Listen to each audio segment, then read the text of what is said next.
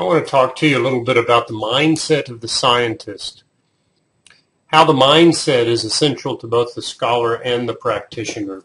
If you're watching this, I assume that one of your goals is to become a scholarly practitioner, a leader that can gather and use data to make good decisions, who seeks input from various points of view, and recognizes that the organization is a complex system made up of individuals, groups, processes, a history, and a collective culture. So as a leader who is a scholarly practitioner, you also understand how to gather information or data and to make sense of it, and then to act upon it. You can read research reports and figure out ways that you might use the findings to improve practice. You can also identify quality research. You can differentiate hype from substance, and you'll be able to evaluate programs as well as critique program evaluations. Well, in my view, the mindset of the scholar is the foundation for all these activities, and it's made up of three characteristics according to, David Myers in his Intro to Psych text, The Psychology in Everyday Life. He delineates three characteristics of the scholarly mindset: curiosity, skepticism, and humility. So I like to call it insatiable curiosity. And that's really what drives a scientist or scholar, a desire to understand how and why something works. So this curiosity can motivate the scholar to ask questions, almost always does, lots of questions, to wonder why things are the way they are. So this really applies to scholars or scientists in any discipline, from biology to psychology, of course, and to organizational studies, including leadership scholars. Do you wonder what makes a good leader? Do you wonder why people in the same department have such different opinions about the boss or about the morale of the organization or what drives the morale of the organization? Do you wonder why some work teams seem to be energized by challenging tasks and seem to maintain quality relationships, yet others seem to be discouraged by challenging tasks and their relationships rapidly deteriorate? Unleash your curiosity, your sense of wonder. Wonder about these things. It's one of those key ingredients of the scholarly mindset.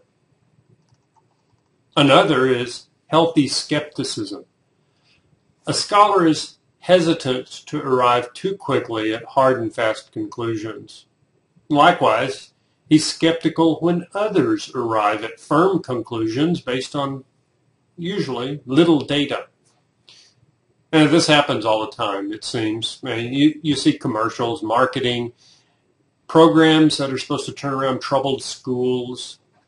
You have your 5 steps to a successful career. You see articles that sell the idea that the key to being great at X or Y or Z is to do such and such first thing in the morning.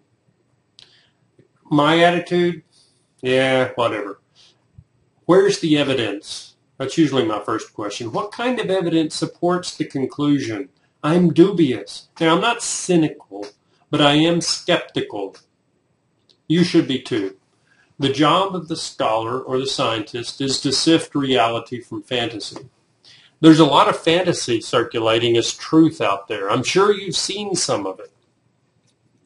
But, the other thing I'm skeptical of is my own conclusions, often hastily arrived at, I must admit, if I'm being honest with myself. And this leads me to the third characteristic of the scientist or the scholar, of the scholarly practitioner, and that is humility. Now, I say moderate humility because it's a humility based on expertise hard won. In a doctoral program, you'll learn a lot. The harder you work, the more you will learn. Along the way, you'll realize the truth of the old saying, the more I know, the more I don't know.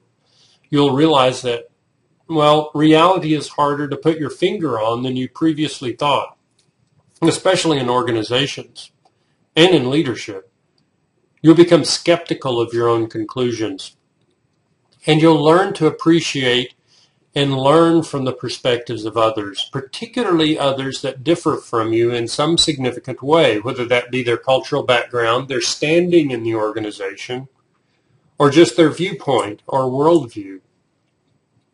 It's not that you're wrong and they're right, or vice versa.